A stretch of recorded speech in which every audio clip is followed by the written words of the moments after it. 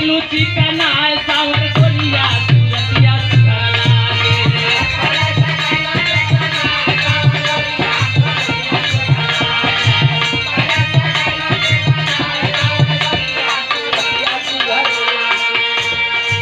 ससुरा में कैलू का उपाय सावर गोरिया तू भई सबसे आगे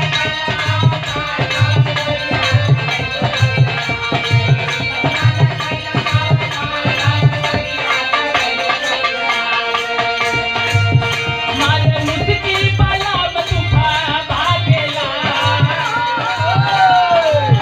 मारे मुस्की बाला बतुखा भागेला मोरे राजा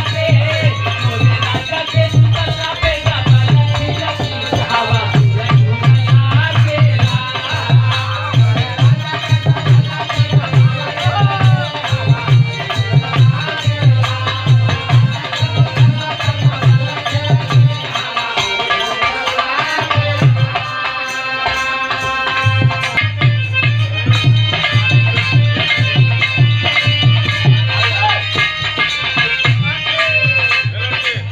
फरमाइश हो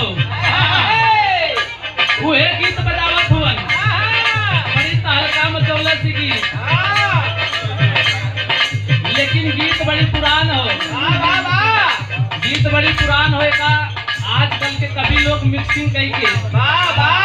डीजे में रिमिक्स कई के बजौलन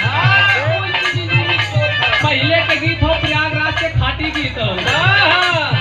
उहे गीत हो साधु भैया अरे झकोरा मारई झुलनी अरे झकोरा मार